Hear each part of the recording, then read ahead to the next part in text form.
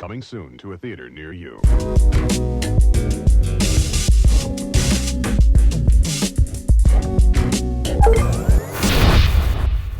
Yo, this is episode 9 of the Real Ones podcast, and you are here with a couple of real ones. Myself, Mr. Marin, and my man, RB3. What's going on, RB? Man, it's been a good couple weeks, man. Yeah, we know we took a little break. We did. You know what I'm saying? Took a little break. I know you was out, you was in Hawaii, you know what I mean, with the hula hoop and all that. Yeah, the Honolulu and shit. Yeah. You was out there in Milwaukee. No, Minnesota. Minnesota. Yeah, I was in Minnesota. I mean, close. But Yeah, Minnesota, right, you know what I'm saying? right, Yeah, I hit the Prince celebration. Shout out to the Prince's Day. I hit the Prince celebration festivities. It was basically like a Comic-Con for Prince fans. Really? Comic-Con All-Star Weekend, because there's acts, associated acts in town playing at certain clubs. Really? So, I was partying. Man. My knees hate me right now. Man. I was a dancing ass fool. I was at First Ave where they shot Purple Rain. Oh, really? I was there partying, so that was crazy. You know what I'm saying? How was Hawaii, man? Hawaii was beautiful, man. You know what I mean? Seeing them stars at night, it's just...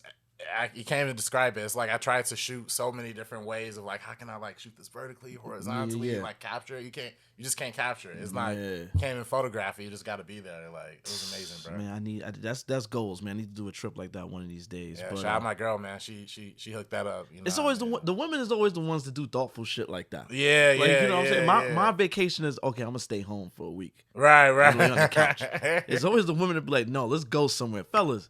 If your lady wants to go somewhere, go. Do it. Yeah. Don't keep her home because guess what? She gonna find somebody else that'll take her there. Trust me. Anywho, but we got back. I know there was a lot going on, and I hit the theaters. I probably went to the movies. This is the most I've gone to the movies in like a good couple years. Like I really was. Shout out to AMC. I'm an AMC A-list member. Same here. Yo, I was using that show. I found any opportunity to go to the movies because it's just like, there's a lot I got to catch up on. There's still stuff I still want to see. Mm-hmm. But it was like, I came back. It's the summer. It's that time of the year. Yeah, every week is like a big blockbuster drop. Yeah, I don't know if you remember, but back in the day, I used to see Entertainment Weekly or even MTV would do the big summer movie rollout. Oh, yeah, I had the Entertainment Weekly, used to come to my house. Yeah, they had the big magazine, 300 pages. Yep, and they just hitting you. Yo, this is coming this month. That. Back in the day, pre-social media, that was like the first time I was seeing shit. I was like, word, the Flintstones? What? Right, you know what I'm saying? Right. So, it's that time of the year. Things are starting to come out. So, the first thing I saw, I know you've checked it out too. Spider-Man. Shout out to the team that did Spider-Man Across the Spider-Verse. Across the Spider-Verse. Into the Spider-Verse was the first one. First one, yeah. And the next one's gonna be Beyond, right? Beyond, yeah. Yo, perfect film. This officially christened a perfect film. I'm putting that on that list. I'm getting major Empire Strikes Back vibes from that one. Yeah. The first movie was good. Really good. Really good. Really good, yeah. And then I'm like, I heard that they changed the team a little bit.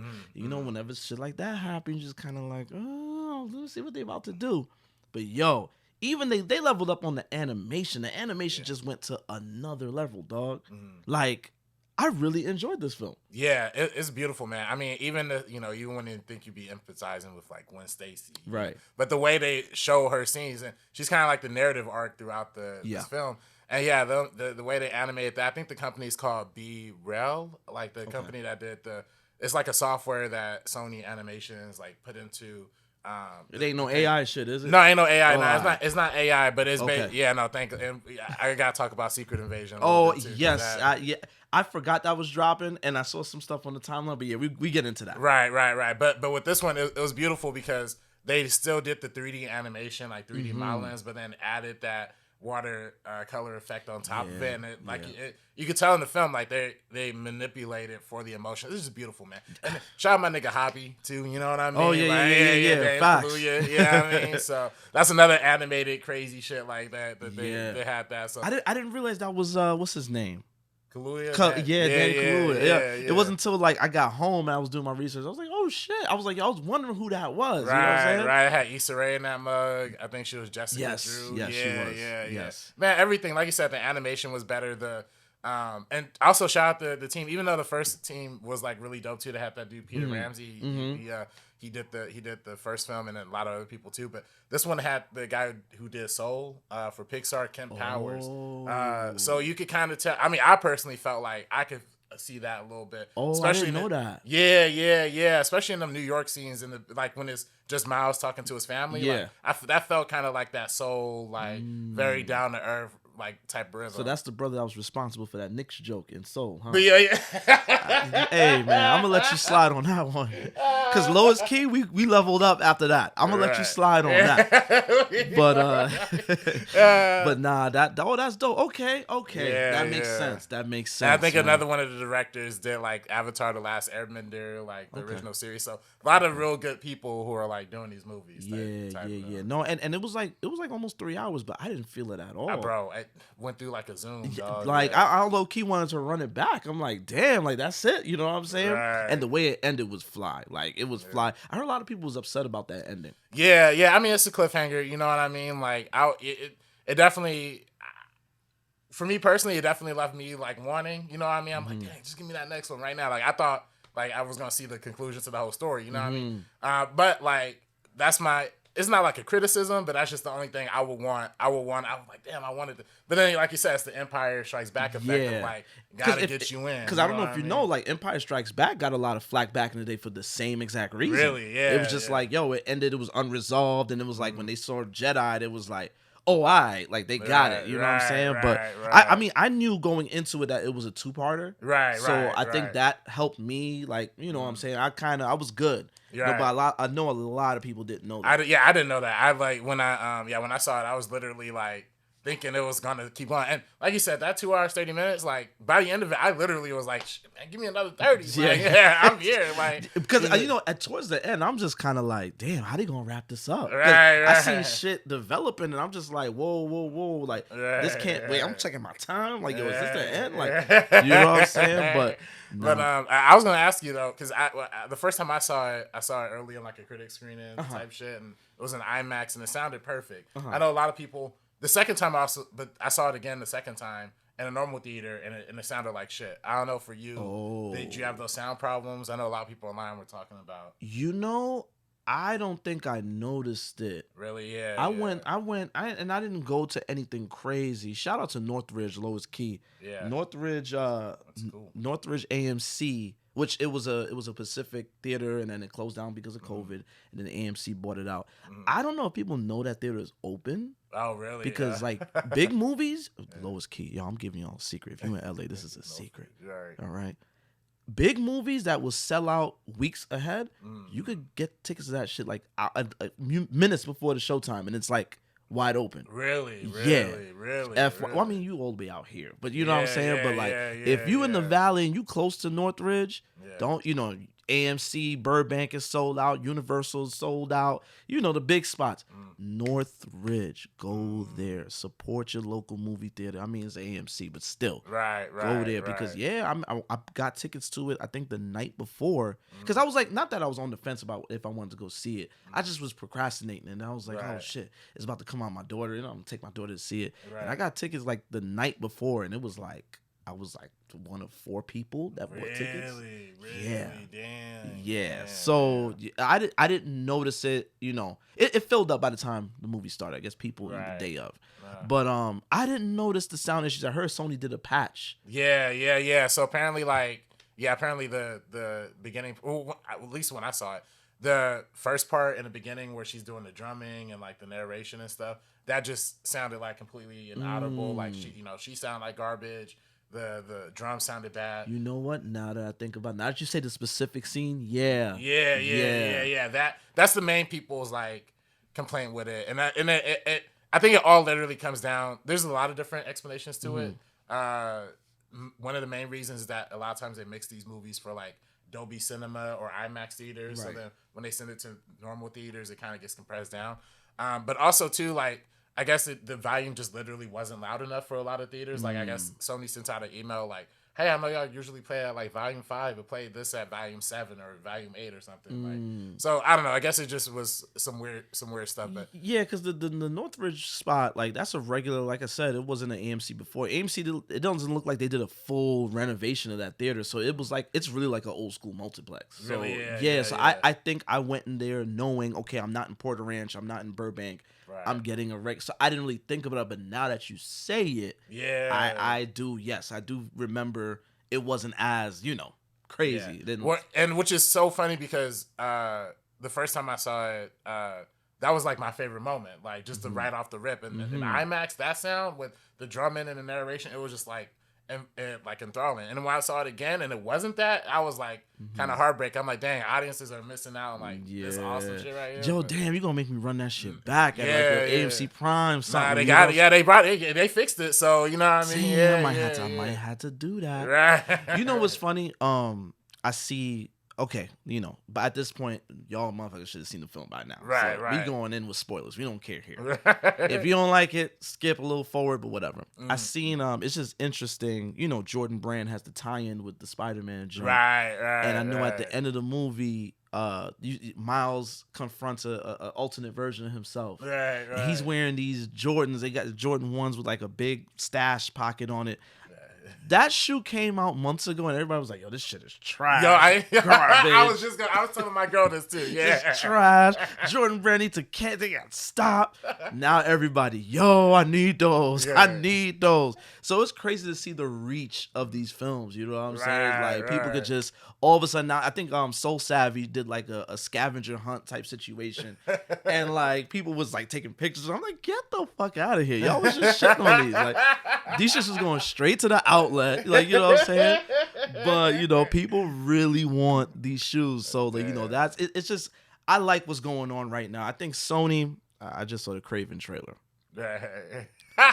Sony y'all need to stop it with them spin-off films, though. Like, just give it up. Like, but what they're doing right now with the Spider-Verse, the animation thing, that's dope. Right. That's dope. But they're starting to get greedy now, man. It's like now y'all getting desperate because y'all is like, yo, we gonna keep this from Marvel as much as we can. I think they was developing Hypno Hustler. Oh man, which was like some disco. It was during the 70s. Oh, I remember hearing about that. Yeah, I think it's done now. I just seen this morning that they took the Bad Bunny film off the slate. El Muerto. You had a film too? Yeah. Oh my god. They took that off the slate. They're just finding all the little obscure characters. Like, yo, we gonna stretch this shit out. Right. Stop it, please stop it. What y'all doing with the Spider-Man joint is perfect. Like, it's perfect. It's good. No, they need to keep that. And listen, I've been shitting not shitting, but like I've never said anything publicly. But Amy Pascal, she said a few problematic things in the past. We ain't got to go fully into it.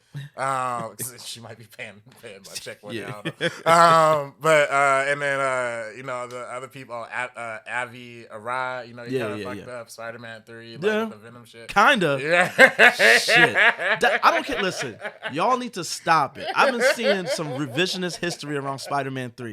Stop it, fam. I was in the theater on day one.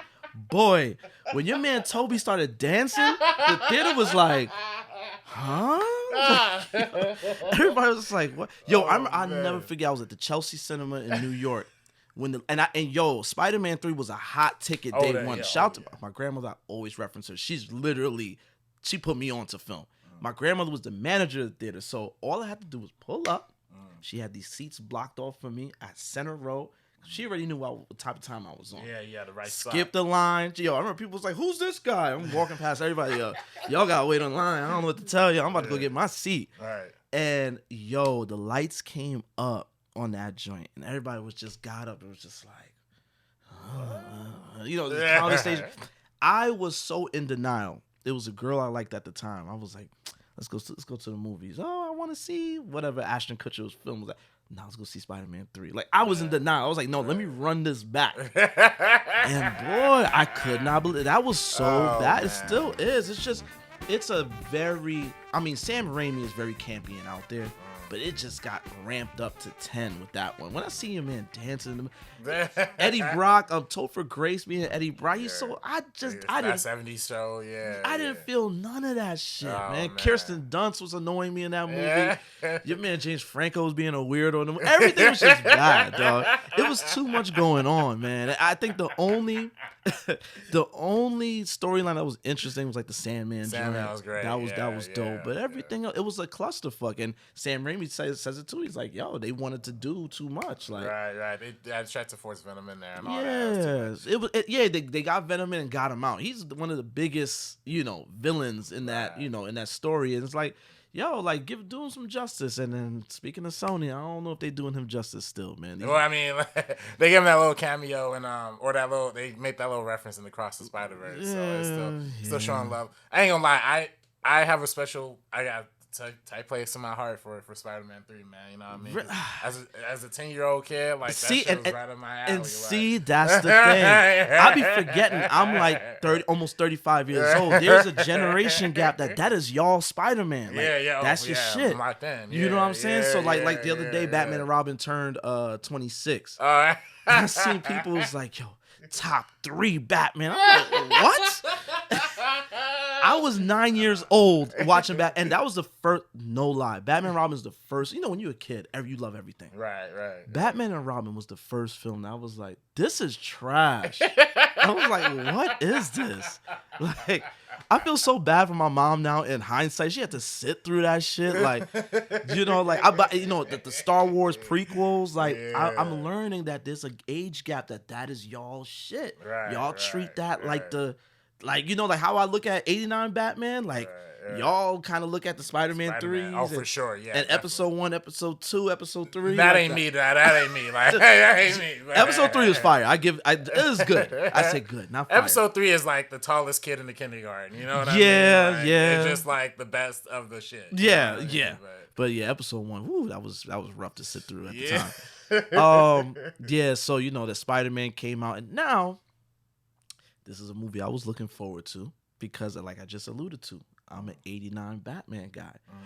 Matter of fact, as this movie was coming, I was telling everybody I was going to see the new Batman movie. Like, that's how real it was. Like, I had to catch myself a couple times. Like, yo, I'm about to go see Batman. I'm like, wait, I'm not. The Flash. Now, off rip, this and Spider-Man had similar stories. Right. And that's what I was going to say too. And you're talking about how they didn't want Marvel involved in this.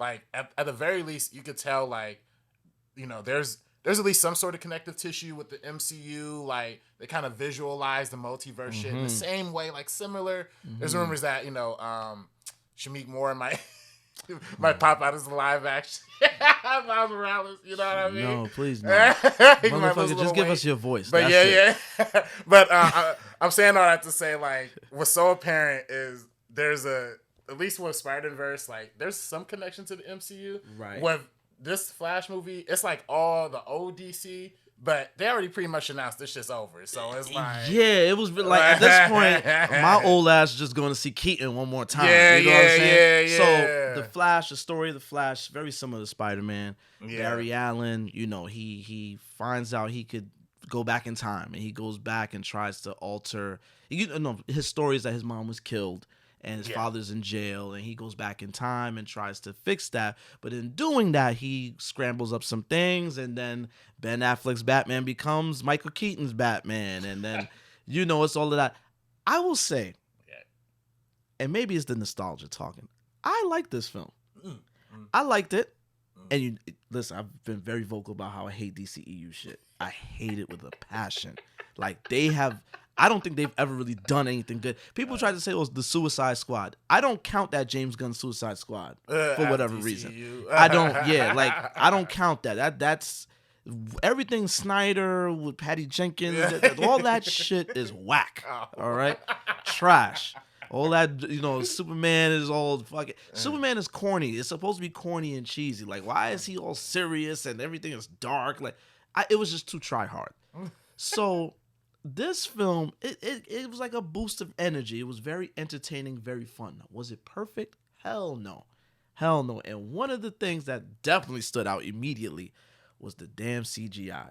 Yeah. That baby scene when he was getting those. Now, what I liked about it, it was so comic booky. It was just like that was like ripped out of the comic books. Like I like that fun shit, but they was just doing CGI on anything. Yeah, and that's what's crazy because the director, I felt like damn near insulting this, like telling us that shit was intentional. Like, no, it was not. Yeah, stop it, fam. That was not. We're not stupid. We know what good CGI look like. So you mean to tell me you couldn't find a baby that you could lay on the table for a shot? Right.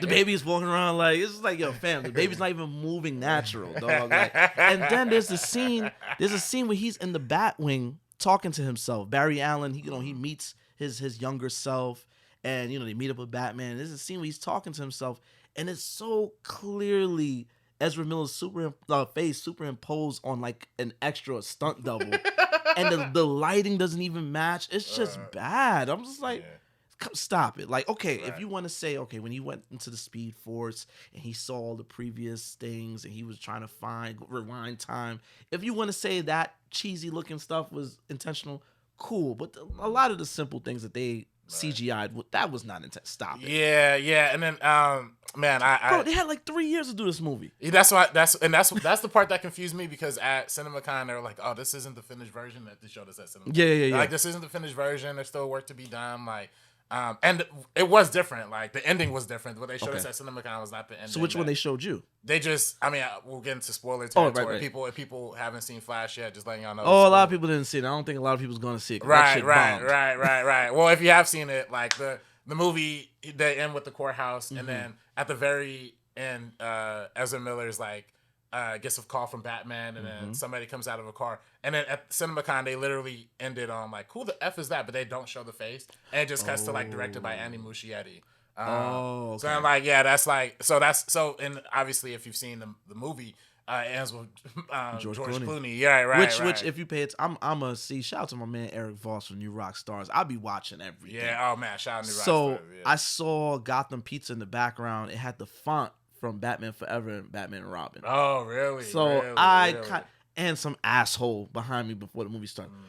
Talking to somebody else. So you think George Clooney's gonna be in this one? I'm like, come on, dog. Right. He talking about whatever he saw on the timeline right before the movie started. I'm so that was ruined for me early. But yeah, I seen that. I was like, okay, George Clooney. I kind of chuckled and was just like, all right. But I hated that shit, man. I hated it. I hated that because it just felt so inconsequential. It felt like that because the original version of the scene apparently was Michael Keaton and Supergirl. Right. And then there was also another version of the scene that was apparently Michael Keaton, Supergirl, and Henry Cavill, Superman, and Gal Gadot, Wonder Woman. Yes. So there was a version of that. I heard through the rumor mills, I don't know if it's true, I heard that there was also a version that they had where it was just Robert Pattinson.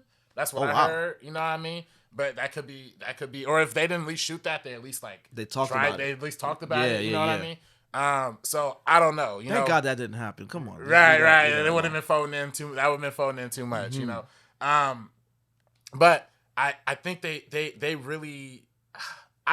I liked the movie when I first saw it.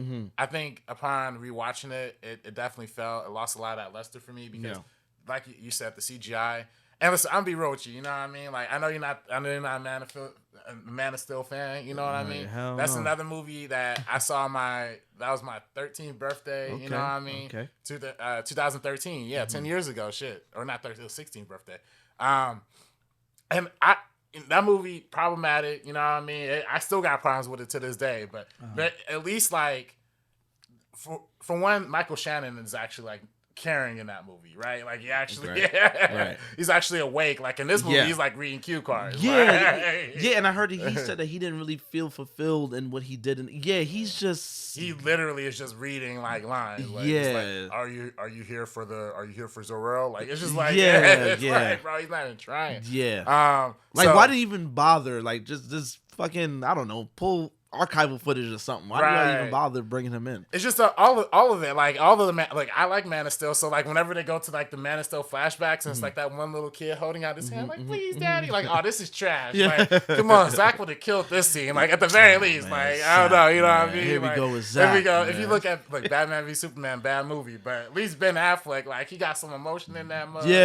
No, he was the best. He carried that film. And he low key was like fire in this movie. It kind of made me sad when they kind of like pieced him out a little bit. He was like, good, yeah. But man, I don't know. I liked it. Also, I like Michael Keaton's Batman. Love it. I love all of those scenes. Love it. I did kind of was like, it was kind of weird when he first came in, that CGI like flying and swooping and kicking all those dudes. Yeah. And then it cuts to a live action version. Like, all right. Like, nah, y'all getting a little silly with this one. Yeah. I wish they would have did more of Zarel's action too, like with Supergirl's action, because she's just like punching niggas. I'm like, nah, bro. Like, give me some real fight scenes. Like, I don't know. But again, I'm nitpicking. Like, it was a fun movie. It is. It's very fun. It's fun. Yeah. I know a lot of people is complaining about the humor, which I always say, like, Barry Allen, at least the DCEU's Barry Allen, he was kind of kooky and immature and stupid. So, you know, the humor is I expected that, but also you seen the shift when his younger self came in and he was trying to like tighten him up, like, yo, son, stop playing. Like, I like that. You know what I'm saying? It kept the film kept me awake. I can't say that about any other DCEU film. It kept me awake. Oh man. Do you know what I'm saying? Yeah. I was having fun with it. It you know, like I said, it's not perfect. I definitely want to run it back one more time, not in theater. I'll wait till it come out on digital and run it back one more time to see how I really feel about it. That's really, I think the second watch is gonna solidify. Because I don't know if I ever told you, but the first Suicide Squad, I saw that right after Batman vs Superman, and I saw that and I was like, hey, this is actually pretty good. Oh nah, boy, I watched that shit immediately after. I was like, this shit is trash. I mean, I knew Jared Leto was ass off rip. Like, his Joker is terrible, like the worst. But I was like, oh, this didn't work for me. So I might want to run it back. But them Keaton scenes, again, that's what I paid to see. That's you know, that so also worked. I got what I wanted to see. Yeah. You know what I'm saying? Even when he was in like bummy mode and he was like fucking with him with the spaghetti thing, like that was fun. That was really fun. Yeah. Like, I didn't like the way they made him die the first time. Like, well, yeah, he just he just didn't know the shit had a shield on it. Just kamikaze, just kill himself. Like, you know. Well, that was like also what kind of like the second watch for me kind of made it feel silly, like with the repeat deaths. Like, I'm like, this is easily something like he could have fixed. Like, y'all could have went back a little bit further and maybe like fix some other stuff. I don't know. And even that dark flash, like there was a lot of things that was just kind of just shoot in there. Like, you know what I'm saying? That just felt like, you know, that dark flash. I seen him in before he pushed Barry Allen out of the Speed Force, and then you see him again. And it's just like, oh well, I'm him. Just that I was like, oh okay, like what? You know what I'm saying? It's like I don't know, man. The film, it was cool. Yeah. It was cool. It had its issues, but I enjoyed it. I had fun with it. And like I said, I got to see my Batman one more time. Yeah. I ain't mad at that. Yeah. You know what I'm saying? You can't be mad at that. And, you know, I wish they would have kept it going forward with Keaton, honestly. Instead, like, I'm like, so I hope they're not really going with, like, George Clooney as, like, the new, because they're doing the Batman. But then that's the thing. It's like, they did all the, do you think, okay, again, spoilers. There's the DC universe, which, you know, first of all, the whole multiverse concept in the comics, that started with DC. Crisis on Infinite Earth and stuff like that. Like, that started with DC. Marvel just kind of did what they did, and, you know, it's convenient because it explains, you know, now that they got certain IP back from Fox and stuff, you know, it's convenient. That scene, if you love DC's history, that scene was cool. Yeah. That was really cool. I like that. I liked it. I like that scene. I like the worlds colliding scene at first too. Again, the second time I watched it was that CGI. I'm like, dog, I thought they were gonna fix this. Like, I thought they were gonna. Because if I'm not mistaken, like, you know, Christopher Reeves pops up, Nicolas Cage, they have to get permission to use the likenesses, right? Apparently. And what was crazy about that is a lot of people were like hating on the Christopher Reeve one. I thought that one looked pretty okay. Yeah. It was homegirl who was next to him. Yeah, like, Kelly Slater. Yeah, I'm like, yo, she's alive and she's well. Y'all can actually film this one. Like, she looks terrible. Yeah. And then the George Reeves one was cool too, but then when they cut to the other Flash and it was, for one, it's so funny how, like, I love the new Rockstars guys too, but they said it was the wrong actor for, they said it was like Teddy Sears or something, and then Teddy Sears was like, what the fuck, I wasn't in Flash. And then it was like really the old guy. But that's another problem, like, they de-aged these actors like so much. Yeah. And even the Nicolas Cage one, like, I know everybody wants to see the Nicolas Cage from the 90s playing Superman, but I would have been cool for old Nicolas Cage in that suit too, just to make it less glossy and CGI. Again, these are nitpicks, but like, these are just things I'm like, yo, y'all. if y'all had to scrap the CGI somewhere, like scrap it in some of these areas and make it better in some places. You know what I mean? But that's just me. That's me talking. I heard that Heath Ledger was supposed to be in it at one point. That would have not been. I would have hated that. I heard it was a lot left on the cutting room floor. But that scene, is that explaining the DCU? And is that explaining what's about to happen with the DCU? Like, I really hate the fact that like this happened this transition happened in the middle of everything, because it's like now Blue Beetle, which James Gunn claims is the first DCU superhero, whatever. We'll see. Right. Aquaman 2. This is all like, these are like dead end films now. Right. And people love Aquaman. Aquaman's like the highest grossing DC film. Like, really? Yeah. I didn't know that. It is. It's the only one besides Joker that made over $1 billion.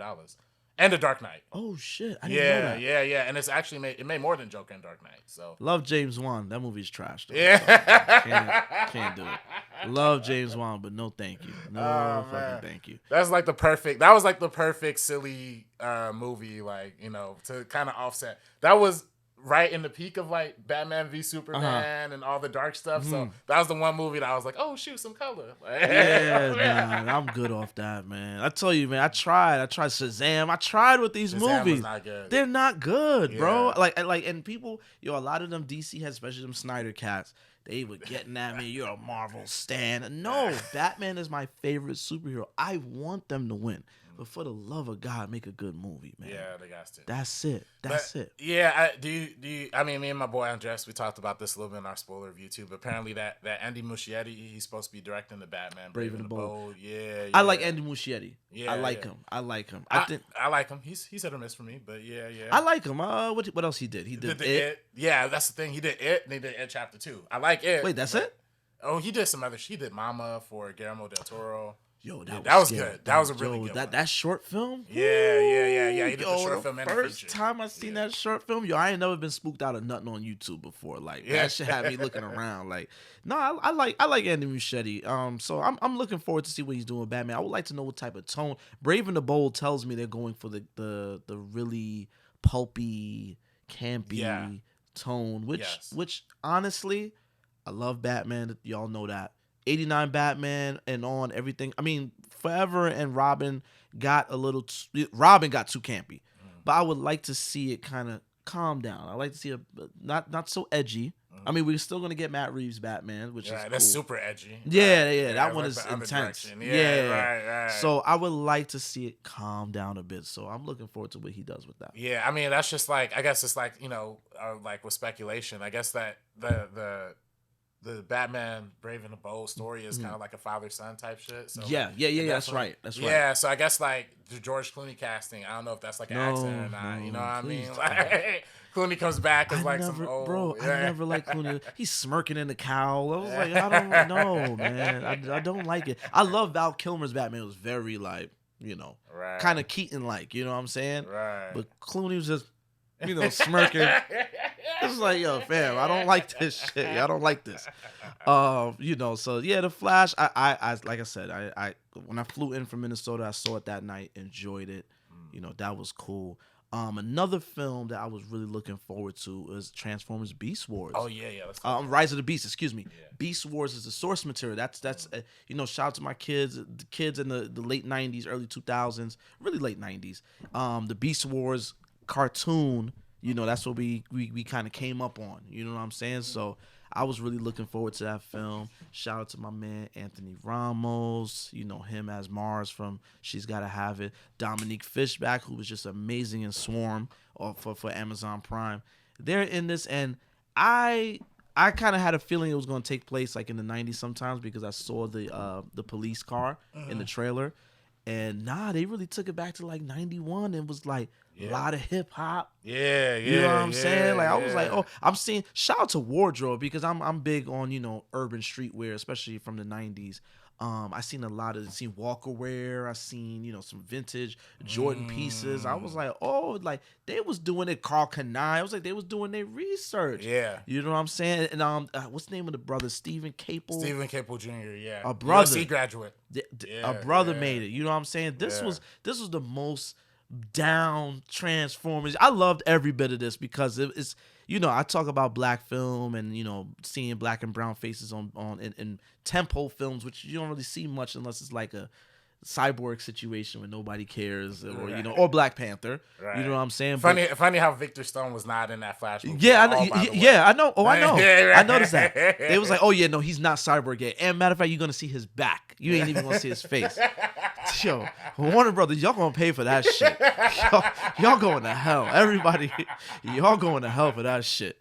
But yeah, like this film was dope. I love, like, I almost ran back the old Transformers films going into this. I'm kind of glad I didn't, because I would have came into this one negative, because Transformers lost me at Transformers 2. Oh, the second one, yeah. If y'all remember, Transformers 2 had two coons in it, Skid and Mudflap. They might as well been called Step and Fetch It. One had a gold tooth. They shucking and jiving. It was clearly black. You know, Michael Bay, he's a very, you know, he has American flags in all his films and all that shit. Very patriotic. Very patriotic. Yeah. Any white man over 40 that's never served in the military and super patriotic, they want to see America great again. I know that. And they got a little racism in them. So I know that was very intentional. They said he added the gold tooth onto one of the... Oh, my God.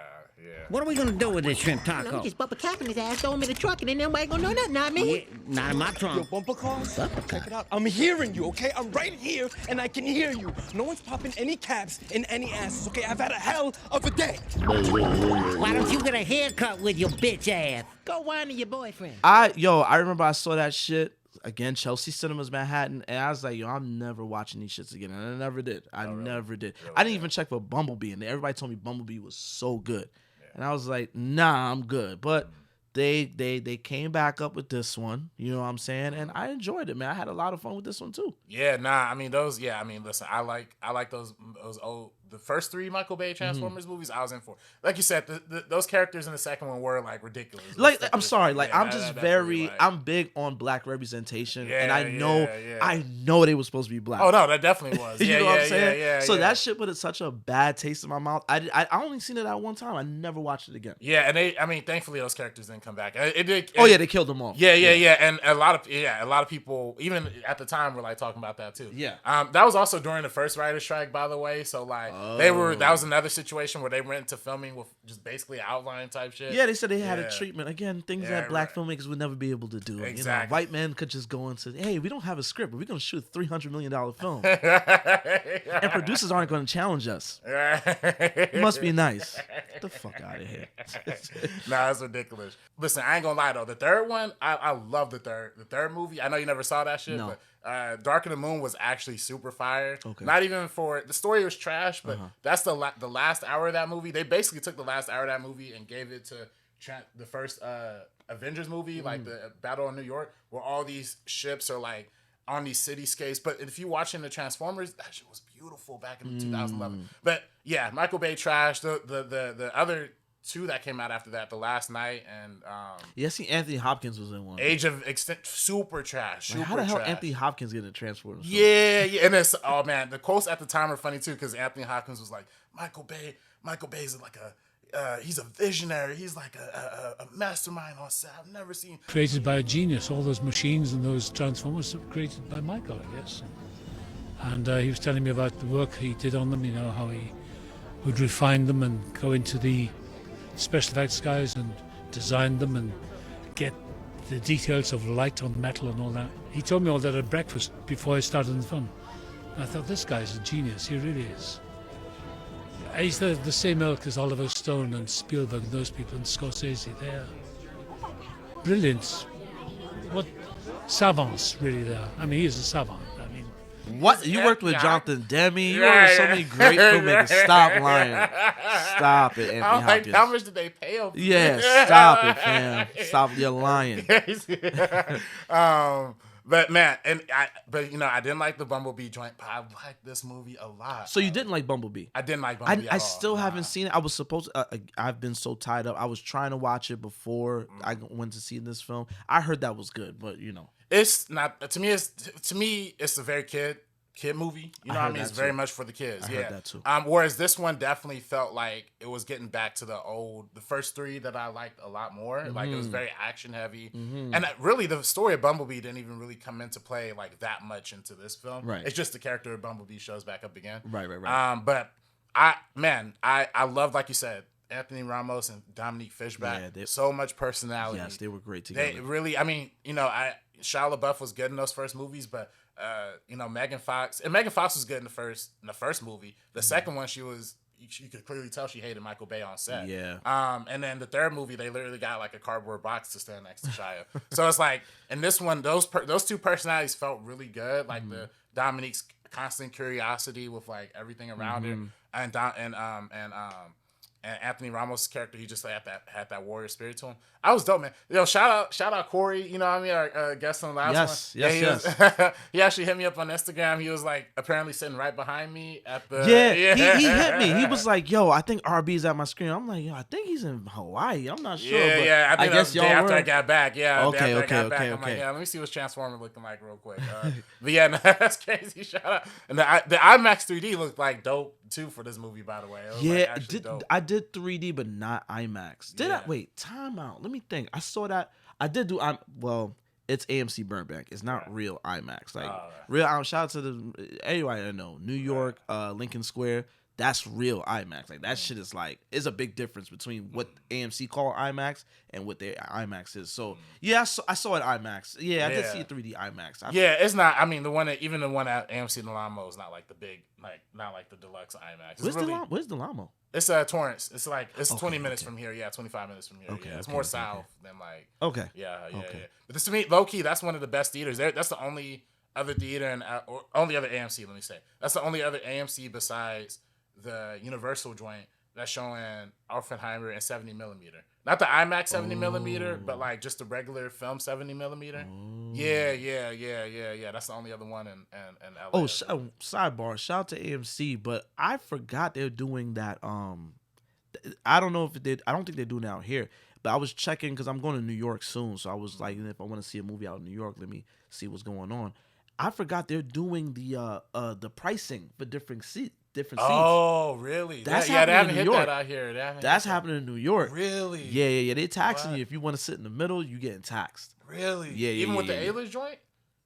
I think so. Wow. I think AFC holla at me. I don't know, but I saw it and I definitely saw it was like different colors, and I seen that they had the different rates, and I was like, oh, they really doing this. Yeah, it's about to become like airline flights. How you feel about that? I don't know if I'm messing with that, man, because I don't know, because back in my day, like you could just pull up to the walk-up window and just buy a ticket, you know. I mean, granted, I do like this reserve because I love reserve seats. Yeah, I used to people used to hate when I used to go to the movies back in the day. I used to tell people, meet me at the theater an hour before showtime. They're like, why? Right. Like, fam, I'm getting good seats. Right. Because I saw the first Transformers. My brother and I went to Garden State Plaza AMC, and we got there so late, I had to sit in the front, and I was watching that movie like neck broken. Everything that was going on, I'm looking from side. That shit was not a good feeling, dog. And I said I would never put myself in that situation again. And I always show to the movie, especially for big movies. I always show it like an hour early. But shout out to AMC. The reserve seating is clutch. That's but great, yeah. But that pricing thing, I don't know. Thank God I got A-list, but then I gotta double check if that applies for me. Right. If it do, I am waiting till I come back home to see a movie. Right. I ain't giving y'all. I ain't paying the $5. I ain't giving y'all no extra money. Hell no. And look, I support movie theaters getting their money any way they can. Absolutely. Because this is, it's a tough industry out here. Absolutely. And these studios aren't cutting good deals with these theaters. Yeah. But this is not like the point of the movie should actually be making them be cheaper. Like, like there's like a lot of movie attendance and movie ticket sales are like, even though box office is high, them sales are always going down every single year. And more people are going to streaming, so y'all gotta start making these cheaper somehow. But a lot of people going to streaming. According to your boy, that's RB's boy, Quentin Tarantino. Oh. streaming ain't real. I'm tired of him. I haven't talked about this Quentin Tarantino guy, man.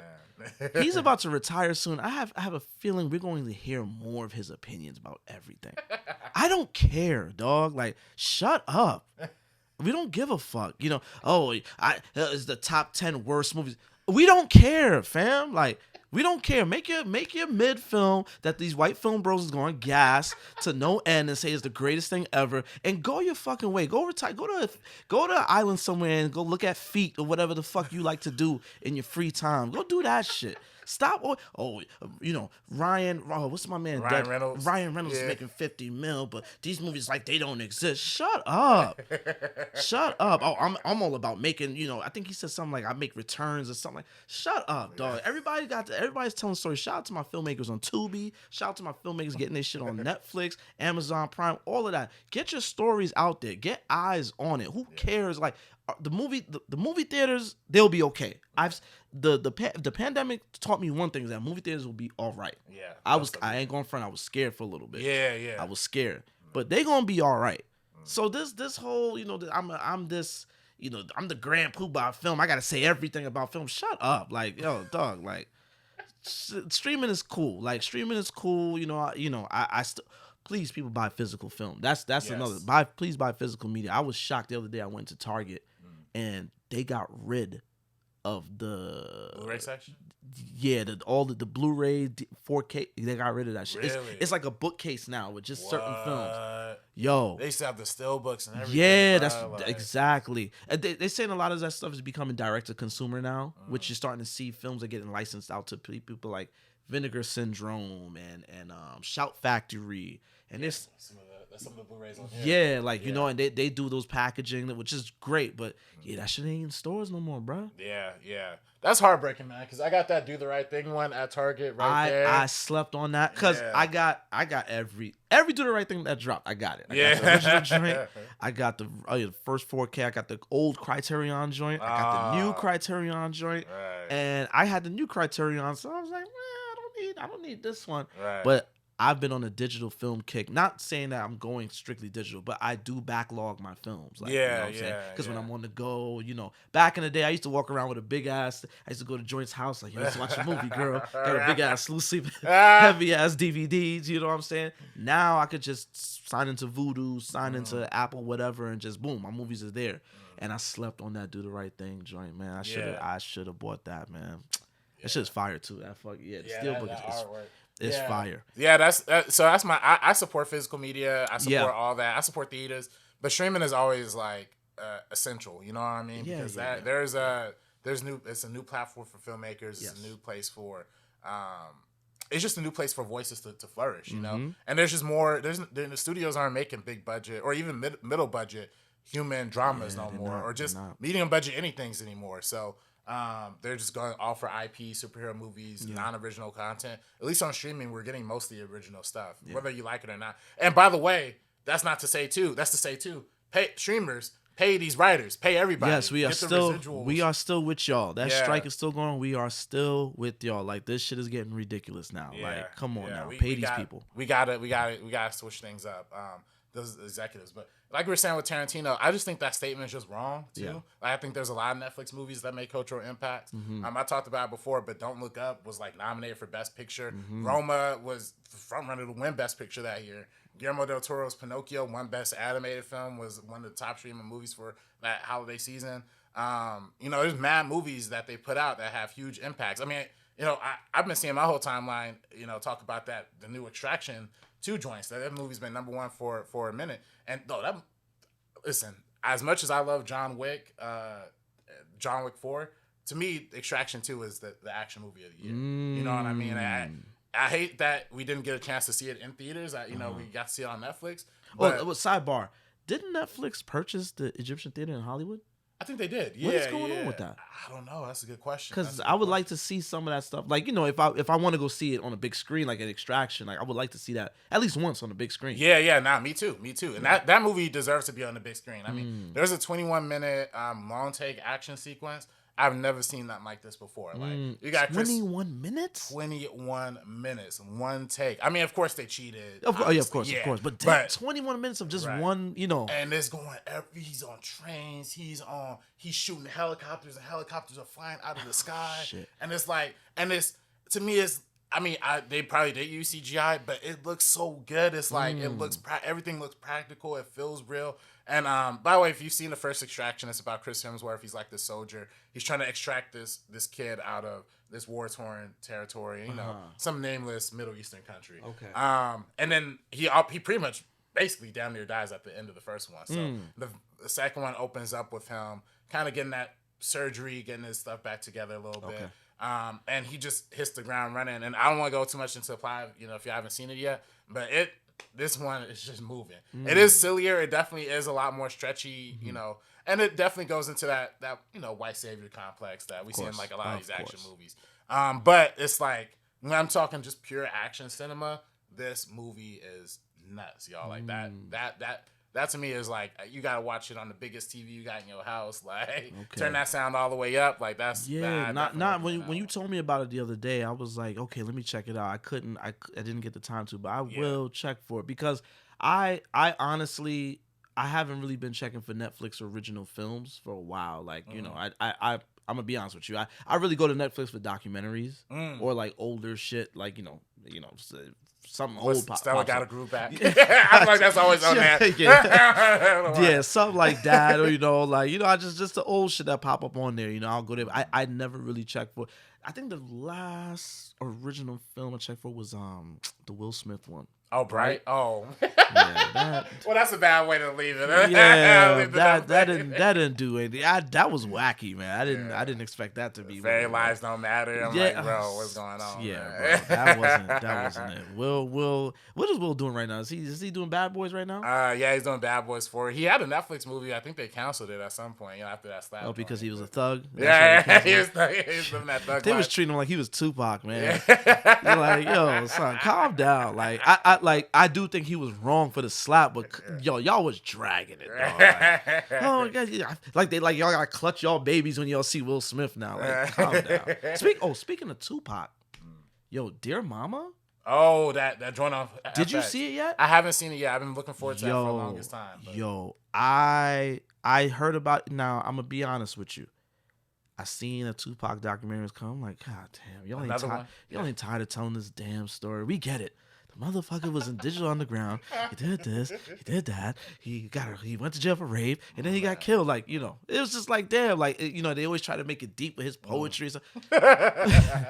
But no, this was really good. Shout out to Alan Hughes. He's one half of the Hughes brothers who directed Menace to Society that just had a 30th anniversary, I think last month sometime.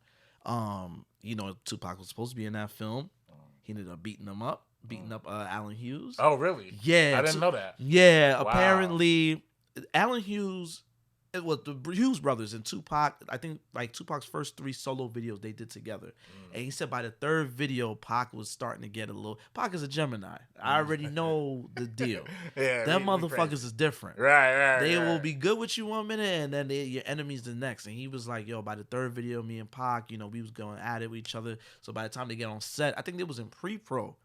Like reading, for he was supposed to play Sharif, the Muslim. Oh, really? In Menace to Society. Wow. And Pac was like, yo, if I'm going to play this character, blah, blah, blah. He gave him some changes. But at that point, Alan Hughes was like, yo, this motherfucker's annoying. No, I'm not listening to you. You a bitch. No, you a bitch. And he said that, basically Pac, he said Pac didn't do it. He said Pac initiated, but it was really the Outlaws that jumped him. You know what I'm saying? So crazy. So that's how he got off that project. So yeah, so I seen a lot of people talking online like, nah, that's the enemies. Why would your enemy make a film about you? I'm like, ignorant shit. Right. It's like things get over, you get over things. Yeah, people grow up. Yeah, exactly. Yeah. And no, he handled it so well. I was gonna say this is a story worth telling because I haven't seen it yet, but Tupac's mom, her story is way more interesting than Tupac's to me. Yo, I ain't gonna hold you. I was watching it, and not only did I say that the Black Panther 21, which is the group of Black Panthers that went to jail for alleged terrorist threats or whatever, not only do they need a film, they need a film. Yes. Also, I'm like, whoever was making All Eyes on Me, y'all had all this access to shit. Y'all did not want to tell a deeper story. Like, I learned so much about Pac, and I'm gonna be honest with you, I kind of appreciate him a lot more now off this doc. And like, I know Pac is a nut. I know that. Like, he's deep 1 minute, ignorant the next. But you was seeing his growth happen, especially towards the end. He was starting to repent for a lot of the dumb shit he was doing. He was like, yo, I was young and dumb. I'm calling out these people. I'm doing all of this. He was like, I was just wilding. You know what I'm saying? And I thought about what you told me, which we talked about either last episode or the episode before, that he was supposed to be in Star Wars and all that stuff. Like, you was really seeing him just mature and all of that stuff, and learning about the whole death row situation, how he was kind of on the outs with that, and but what happened in Vegas, he decided to go. Somebody took a death row chain, word, and he decided to go beat them up, and that's kind of what led to his demise that night. But the way that they took a masterful storytelling, the way that they took the mom's experience when she was in jail and all that stuff, and kind of paralleled it with his, even down to the statements that they made in court 20 years apart from each other. Like, he was really a student of his mom's. Like, he really studied his mom's and really admired her strength. And oh my God, I learned so much about her. Miss Afeni Shakur, RIP. I learned so much about her. I got a new appreciation for Tupac. Shout out to Allen Hughes. That was amazing. I love that doc, though. Yeah, I gotta check that one out. I watched one episode and I ended up binging it. I was like, oh shit, like, yo, this shit's good. Yeah. You know what I'm saying? I think I ended up splitting it between 2 days, but yeah, because I think the first day it was like at 4 a.m. I was like, yo, I gotta go to sleep. I'm wilding. Like, you know what I'm saying? But yeah, like, it was so good. So good. And shout out to streaming, because back in the day when it came on TV, and you would have been assed out. Right. Because you would have missed it. Yeah. Yeah, because of streaming, you could run it back. So and that was on Hulu, right? Hulu, yep. Yeah, and shout out to the Hughes brothers. They also did that one I talked about before, the Defiant Ones. That was like about NWA. Yeah. That's on HBO. I think that's the name of their production company. I seen that in the beginning. Yeah. Oh yeah, the Defiant Ones. Yeah. That HBO one that they did about NWA was great, and now I gotta check out this one. Please check out Dear Mama. Please. That was so good. Did we finish with Tarantino? No, I don't want to talk about that motherfucker again. That long face, doofy looking motherfucker. I don't want to talk about him again. Tarantino, his films are entertaining. Right. I admit they are. They are. But when he inserts himself in these films, you could tell when he's writing, that Pulp Fiction scene, the dead N-word storage. Yeah. That is one of the hardest things to sit through. I can't. Yeah, that's one of the. And listen, I like Pulp Fiction a lot. It's on my wall. There, so I ain't gonna hold you. Like, I do like that movie, but that's the one scene. Every time that comes on, I just fast forward. Yeah, like, it was just excessive. And then his wife is a sister. Boy, okay. Yeah, get the fuck out of here. Right. His shit is entertaining. I remember I didn't like Jackie Brown but I was young. I didn't like Jackie, but I didn't run it back. It was pretty good. Yeah, I like Django. I like Django. I do like Django. I did like Django. I like Django. And he blew himself up in that one, so I was like, okay, that's a little bit funnier. Yeah. He kind of knows, like, yeah, this is the black movie. Yeah, I gotta like be a little. But he's very much, it's really his actions off screen. Yeah. Yo. When he talked about Django was the most important thing about slave, then Roots is more important than Roots. Who are you? Right. Who are you to dictate that? Right. You know what I'm saying? Granted, sidebar. Alex Haley, you looking funny in the light, dog. We hearing that some of the things that you created about Malcolm X and Martin Luther King beefing, we hearing that ain't true. Really? Yeah. Really? I didn't know that. And there was some plagiarism stuff back in the dog. Because he did Roots back in the day. Yeah, he did. And there's a lot of things. It's Alex Haley looking funny in the light, but we're going to get past that right now. That's a whole nother conversation. Yeah, like that. And I watched, I think it was Jackie Brown. I was looking at him doing press for Jackie Brown. Yeah. And when white publications talked to him, first of all, the big red flags, he was wearing Wu wear. You remember when Wu-Tang had this shit? He had the Kangol and the Wu wear on, right? So that was the first red flag. I was like, all right, we about to see where this goes. So he's talking to the white journalist, my film. And when brothers, BET or whoever, you know what I'm saying? This Get the fuck out of here. You're not down, dog. And your black people give Tarantino the pass. When Spike said that shit, what he said about Django. Now, Spike didn't want to see Django because he said slavery is not a spaghetti western. There's a lot of people that take slavery very seriously. Yeah. As they should. Yes. Hello. We're still seeing the effects of slavery socially today. So they don't want it to be jokey. They don't want it to be, if you're going to handle the material, handle it properly. So I understood a lot of people, he's just hating on him because no. He said, I'm not going to see the film. That's it. Jamie Foxx didn't like what he said, whatever. Donald Rawlings was like, everybody was getting that spike. People love defending Tarantino. He's one of us. I don't get it. I don't get it. And then again, like I said before, these white film bros, they like to talk about him like he is God's gift to cinema. Like nothing else happened before him. Nothing else would happen after him. That is bullshit. Listen, I got my little nitpicks with him, okay? Even down to his homages. He be ripping whole scenes off of films. It's like, fam, it's a complete ripoff. Like, you didn't even try to throw in your little thing there. You know what I'm saying? Like, get out of here, bro. I'm not, whenever he starts talking, I can't respect that shit at all, dog. I can't. He's literally, I don't know if Spike was being shady into that on purpose, but he's literally the guy in Girl 6. Right. You know what I'm saying? And I'm gonna make the greatest black film directed by me. You know what I'm saying? Like, that's who he think he is.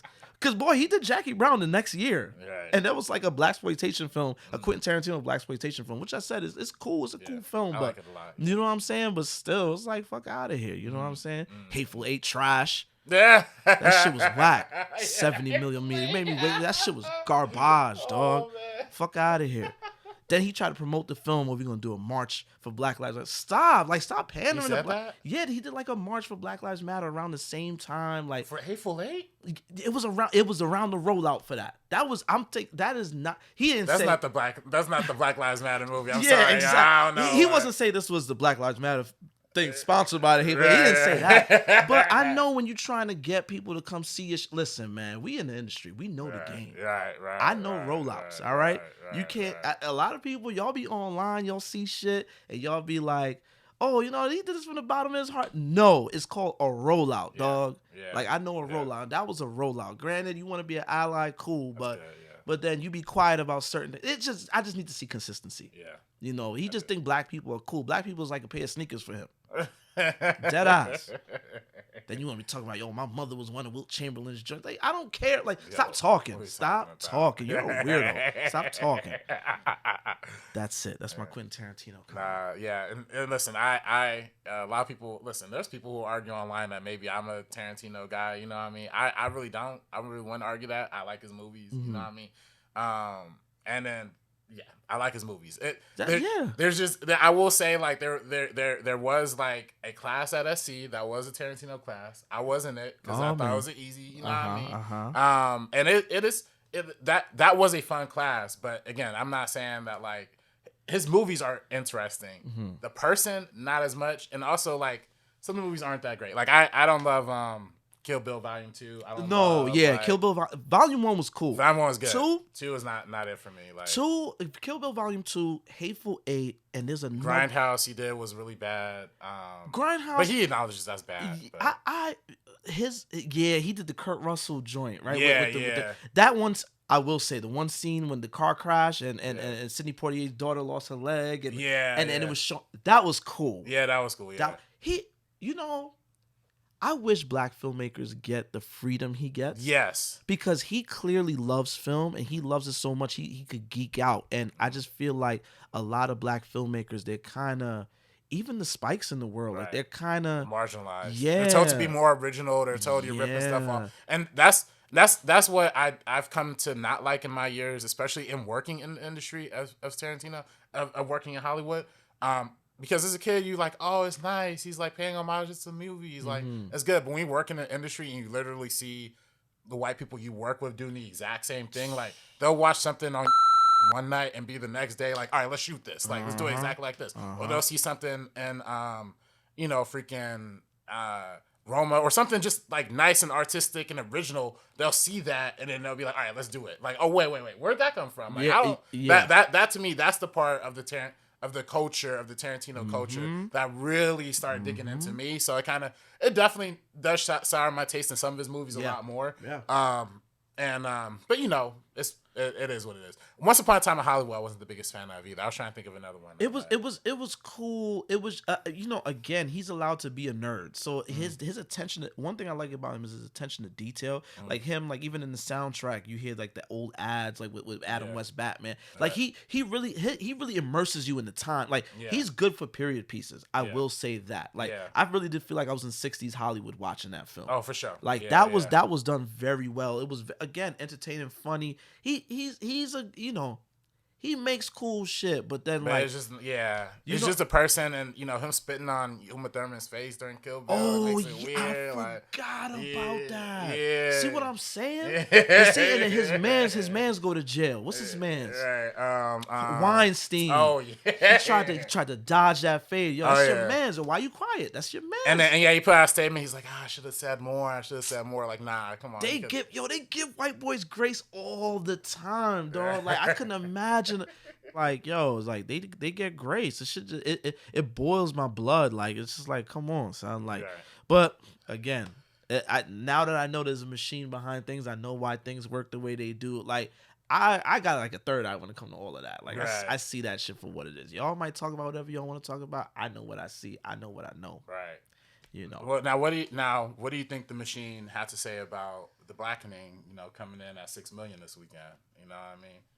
Like. Well, for one, it didn't get a full national release. Let me say that. It got a national release. Wasn't in all the theaters, but okay. Yeah. What's the budget? $5 million. So it did technically make profit. In movies, you're supposed to make about 2 to 3 times your budget to get to profitability. Okay. But yeah, it did get to $6 million on a $5 million budget. You can tell it's a $5 million budget when your biggest stars are Yvonne Yuri and Jay Farrell. Absolutely. Yeah. And Brother from White Men Can't Jump. Well, yeah. Cinquel Falls, something like that. Cinquel Walls. Walls, yes. Yeah. I'm going to be honest with you, man. I know y'all like the Blackening. I know y'all love it. All right? I know y'all love it. I think you call it a classic. Yeah. Newly minted. You know what I mean? Classic. That's a big word. That's a big word. Shout out to what's his name? Kyle BR, some ABR, something like that on Twitter. He was comparing it to the script of Reservoir Dogs. Oh, well, okay. I'm gonna go that far. He was like, I haven't seen overlapping dialogue like this since Reservoir Dogs. I heard a lot of good press about it. The trailer did nothing for me. I actually thought it was very corny. The trailer. And I went and I said, when I see my man RB give it, glowing reviews. I seen some of the feedback on Twitter. I was like, let me go check it out. And I don't hate the film. It's not bad, but it's all right. Right. It's all right. It's all right. Okay. It's all right. Like, all right. I feel like there was more subtle moments that were funny than the punchlines. The punchlines wasn't funny to me. Really? It just didn't tickle me at all. I feel that. You know what I'm saying? I was just, and another thing, it was like, black folks. I know we're excited to see black films. I know. But your review can't be, the Blackening was so blackety black. It's like, fam, was the movie good or not? I know you're excited. Because now it's getting to the point that I just think y'all excited to see black people on screen, which is cool. But let's be honest, I was listening to what you said. You said that you saw it in a black theater. Well, I actually didn't see it in the black theater. Okay. Sorry, with the press team at Lionsgate, they were so good. By the way, the fact that they even reached out to First Cut, they didn't reach out to Geeks of Color. They reached out to First Cut directly. That's what's up. Yeah, and was like, hey, do you guys want to see this movie? So shout out them for even inviting us with that. But then so then they did a lot of screenings for it. They sent us 6 screening options. Oh wow. But what they would do is they'll mix critics in with random people who are on that GoFobo or Free Movie Preview or something. So it's all black. It was literally a line of black people around the AMC Century City. So it's critics and then all black people who are clearly want to see the movie because they signed up for the early preview. So it was almost like a black audience, even though it was in the white theater, it was in Century City. Yeah. But they gave it all the black people they could pretty much inside that. yeah. There was like other white critics too, but there was a lot of black critics too. So it definitely felt a lot better. Like, I don't know how y'all, did you see it in Northridge? Or, Nah, I saw it at Universal midday. Oh, okay. It was not a black audience. Oh, okay. So to me, it played different because literally, especially when they're first going through the Blackening game. I like the movie a lot, by the way. I say it's like an 8 out of 10. You know, it was really funny. And to me, the moments that really stood out were when they were playing the Blackening game and they were asking each other questions. Like, to me, the funniest one was like, who are the black guest stars on Friends? You know what I mean? Yeah. And then but everybody was in denial, like, I don't watch Friends. Right, I do remember Aisha Tyler was on it. Right. And that moment was so funny to me in the theaters that was because funny. literally everybody in the theater was like, oh, wait, wasn't Gabrielle Union? Like, literally, people started interacting with the movie, like, live in real time. So that made it, like, 10 times better to me. I don't know how it plays, like, on its own and things of that nature, but it really played heavy in that crowd. Yeah, that scene, I did laugh at that scene because I remember when we were on set for the comic shop and there was like some Friend Pops on the thing. We was like, get the show. They don't nobody watch Friends. You know what I'm saying? But then I think LaCora, shout out to LaCora Stevens, I think she asked something about Friends. It was like, oh, well, yeah, it was almost a similar situation. It was like, I think that did happen. I mean, I don't watch it, but I think. So that was funny. That was funny because it's like, yo, that's real black shit. You know what I'm saying? But man, I don't know, man. The jokes were very, and this is not one of the jokes in the film, but it was in this vein on some, you know, I carry hot sauce in my bag, so you know I'm black. It was like that was the type of vibe I was getting. Yeah. And it's just, you know, I just couldn't mesh with it, man. It's just like, you know, even you know, and this is nitpicky. This is me on my writing shit and stuff like that. Didn't get the sense that they were all really friends. Like it was just like everything. The dialogue was just very like it was just trying to be super witty. Just, you know, it was trying to be like a lot of aha moments. It's like I could just see. And then the big twist in the film I saw the minute literally. I seen Jermaine Fowler on screen, I was like, I know what is about to happen. Yeah. And I saw my girl too, and I literally looked over and I'm like, oh. Yeah. That's the guy. Yeah. He's in the convenience store. I'm like, this is exactly what's about to happen. I know what's about to happen. You know, I mean, I'm not using this against the film, but it annoyed me that Jay Farrow thought Jada Pinkett and Omar. Oh, yeah, was it? Yo, the minute that question was asked, I was like, LL Cool J, Halloween, H2O, Busta Rhymes. That's so funny because Anaconda. That's so funny because literally also like when seeing it with my girlfriend, literally as that she was like, LL Cool J. She also mentioned Deep Blue Sea as well. But then like I'm like, yo, y'all literally didn't make it past the first 5 minutes of Scream 2 or something. Like, when were y'all so busy? Y'all couldn't make it past the first couple minutes. Seriously, dog. Like, y'all didn't know the answer to that? Yeah, come on, man. Come on. You know, but that was, again, I'm not using that against the film. It was just, the character was just stupid in that moment. Yeah, like I said, I was reading a lot of the responses, and it was just like, especially after I saw the film. And I just got a sense that black folks, I don't know what y'all be laughing at nowadays, man. You know, like what y'all, you know, to be real, I'm not in the theater doing that. Like I'm like right. I'm running back but there was like I said, there was a couple scenes, very subtle things that was kind of like, you know, I laughed. You know, I'm with my man Aloe Haley, shout out to Haley. He was dying in a couple scenes, but we kind of came out feeling the same way. It was okay. I feel that. Like I'm like I said, I'm gonna run it back when it hits digital. You know, but yeah, it was but you call it a new classic, man. I mean, I was just the way the crowd was reacting to it, the way it was just the vibe was there, But I'm telling you, there's some scenes like there's that one scene where the dark homie from White Man Can't Jump, Sinquar Walls, he's like shooting the guy sideways, and then the guy like, and the homie it's crazy like, because as every scene you bring up, y'all gonna think, yo, you contradicting yourself, because that shit was funny. That shit was funny. Like it was like little, like I said, it was like those little scenes, but like, you know, I feel like a lot of it kind of played on the humor that I saw in the trailer that I didn't really care for. Right. So it was kind of like, you know, you know. I was gonna ask, did you see Bodies? Yeah, I did. Yeah, so I kind of felt like it was very much in that same thing. Yeah, it was. It's like Bodies is like Twitter. This is like Black Twitter. Like, this is literally written from Black Twitter through and through. And, you know, I usually have a problem with this Twitter scripts because Yeah. Queen and Slim was one of those. Oh. Buzzwordy. Yeah. You know what's crazy? I'm glad you said that about Bodies, and Blackening, because Bodies is definitely Twitter. Yes. White folks and everything. Mm-hmm. The Blackening is definitely Black Twitter. Queen and Slim corny ass is the new Black Negroes that just found out they was black when Black Lives Matter popped up.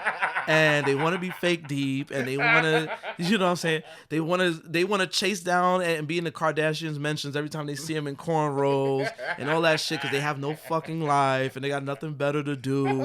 And they want to be blackity black and carry a flag. And then Juneteenth, they want to, yeah, that's Queen and Slim is that part of Twitter. That's that part of Black Twitter. Like, I didn't think, that's crazy. I didn't really, what you said about bodies, that's crazy. I didn't think about it that way. But yeah, no, absolutely. Absolutely. This was made for Black Twitter, you know. And, shout out to the people that really loved it. I'm not saying y'all are bugging. Right. You know what I'm saying? I just think that it was cool. It was okay. You know what I'm saying? I just want to just shout out my man Tim Story, another another brother. He's been in the industry for a long time. Shout out USC graduate. I'm just always gonna shout that out. As you should. He obviously he had the barbershop his way back then, right along. Yo, Barbershop 2? Yeah, I was watching low-key, YouTube. I'm very underrated. And it came on the other year, and I just let it run. Yo, that shit is funny. Yeah, that shit was good. It's all good. Yeah. That was good. First ride along, I ain't gonna lie, it made me laugh too. It was weird seeing Ice Cube play the cop, but that movie was a little corny. But I was on a plane watching that, and I fell asleep. Yeah. Kevin Hart just. That's his thing. It's always gonna be Kevin Hart and somebody else. It's gonna be Kevin Hart and Ice Cube, Kevin Hart and Will Ferrell. It's the same shit every film, man. Yeah, it is the exact same story. It is. But I think Tim's Story, he was due a hit. He also did the Think Like a Man movies too. But don't forget the Fantastic Four films. Well, don't forget that's what and I think a lot that kind of like derailed him in the conversation in a lot of people's minds for like a good director. But he is a very solid comedy director. Yes, he is. And even he didn't have anything to do with Girls Trip, but the Girls Trip writers, I think Tracy Oliver wrote the script too. Yeah. Also, the guy who played Dwayne in the film, he was one of the writers. The writers. Okay, I knew I wasn't bugging. I seen the name Dwayne Perkins. Right. I was like, when they were doing press, I was like, wait, is he the same Dwayne? Right. Which is so funny because if you know that he wrote the film, you could definitely go back and rewatch it. Like, oh, he got the best lines. Yes, he got the best moments. Yes. His character was very prominent. Yeah. So, but overall, man, I liked it a lot. I do hope more people do get to see it. Like, because I do think it kind of got shafted, and there's so many blockbusters, Elementals, Flat. I didn't see Elementals yet. This one didn't. That bombed too, though. Yeah, that bombed too. But this one didn't get a full 3,000 theater release. It was only in like 1,500 theaters. Let it be a sleeper hit. Let's get some, even though, if it might not be the greatest horror comedy. Right. I actually wouldn't even put it better than like Scary Movie. I think the OG Scary movies are definitely up there, you know. But like it's funny. We need more horror comedy.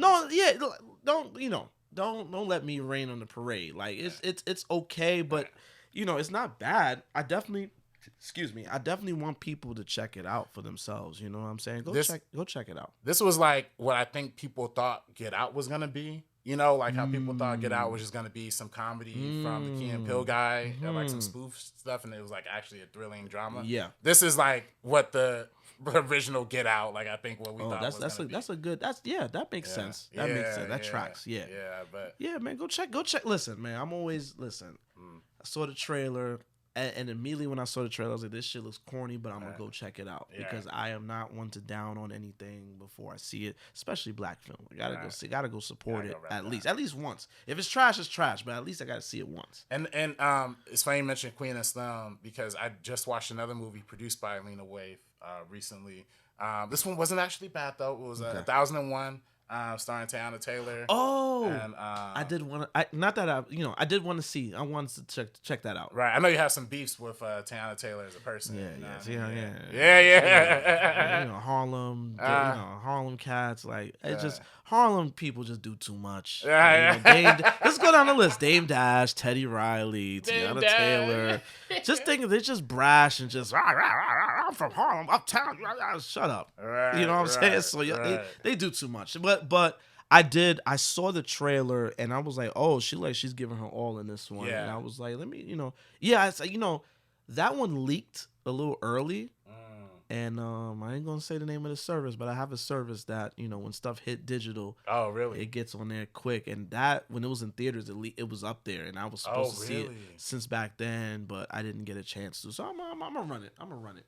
Yeah, no, it's on Peacock now too. If you want to watch it legally, Okay. yeah. That's how I watched it. Okay. But I will say that to me the movie was really really great. And I seen it's a black woman that directed it, right? A.V. Mitchell. She's a I'm not sure if she's a woman or a man. Yeah, she's probably a woman. Yeah, if she is, that's great. That's even better. The film was phenomenal. Tiana Taylor herself was great. It's basically like a mother-son story.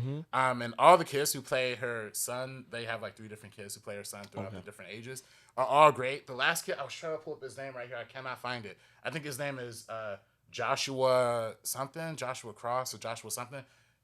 He has a monologue at the very end of the film that literally almost had me in tears. Like, not even kidding. He was such a good performance because there's a twist that happens that like I didn't even see coming. Yeah, I heard. I seen Twitter was like, because it was atting the Tiana Taylor. It was like, "Girl, we gonna have to talk about this ending." So I was like, "Oh, I really got to see what's going on." Yeah, it's a heavy ending that like literally I was watching when my mom's like, yo, we on the edge of our seat. Like, what's going on? And then like it ends with this amazing monologue that's just like breathtaking. It's just pure drama, pure melodrama, pure talking. You know what I mean? Pure.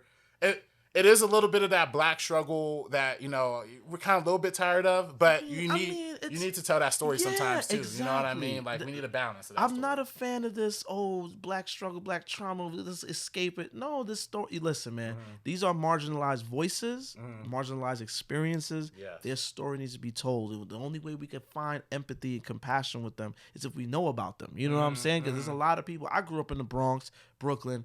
I know these people, but there's a lot of people that's never grown up. You would never. The TV, the media is the first time they've seen anything like that. So it's like, yo, yeah, you gotta learn.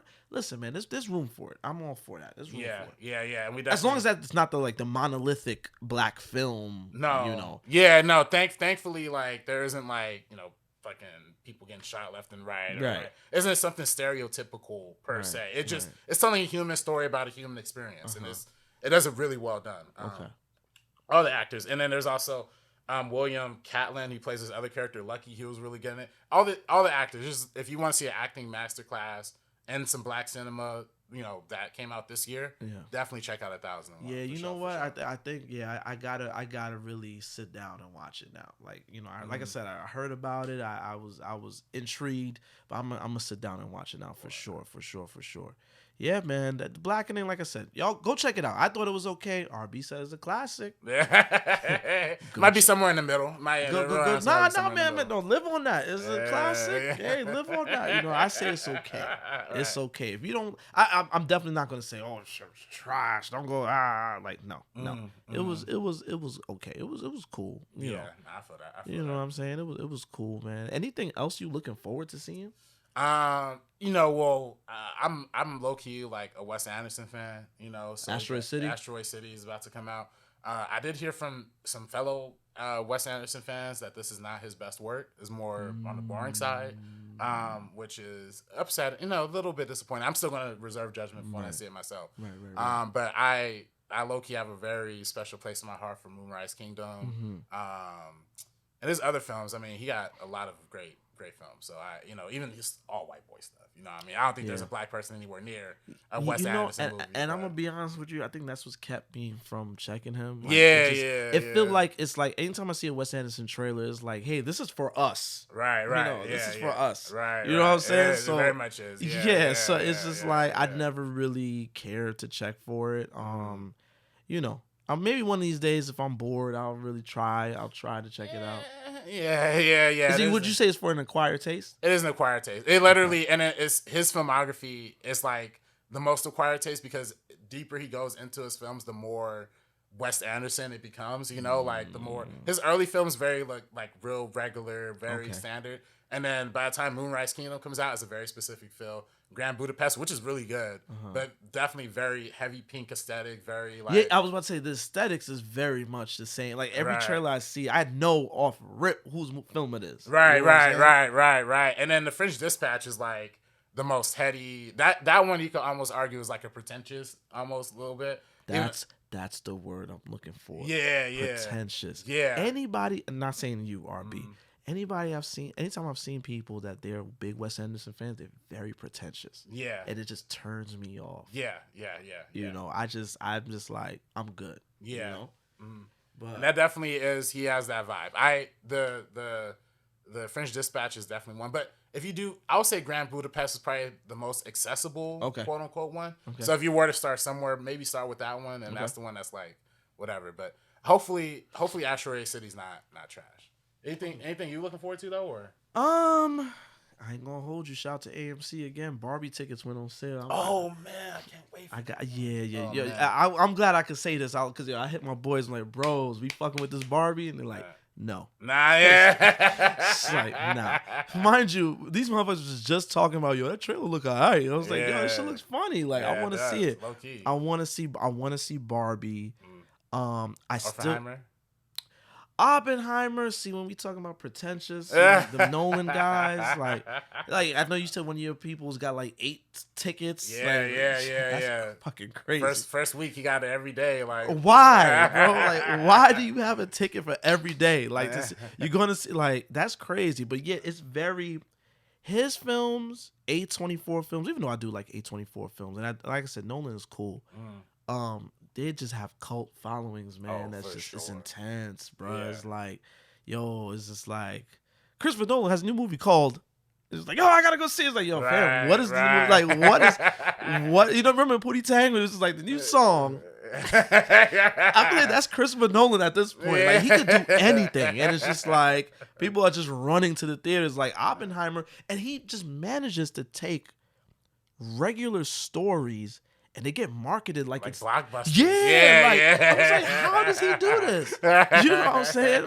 The whole opera, like that shit. They have that like a year out. Like, they've been hyping that for a cool minute. I thought that Oppenheimer film was coming out like since last year. Yeah. You know what I'm saying? And then it's like I didn't hear nothing about it.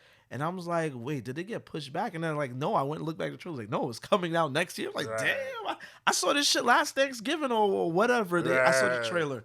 Yeah, like, it's just intriguing and 70 million. I'm again, we film geeks, so 70 millimeter. I kind of want to experience that. Tarantino finessed me last time, but this time hopefully it's better. I might want to check that, but definitely Barbie. I want to see Boogeyman. Oh, I saw Boogeyman. I did see Boogeyman. Yeah, I know you saw Boogeyman. Yeah. I want to see it. I'm thinking, should I go see it in theaters or should I wait? I personally say see it in theaters. Okay. To me, that's a really good theater movie because it's very much about being in the dark. Okay. Like, a lot of it is a dark set movie. Okay. And it's kind of cool because it was originally supposed to be a Hulu original.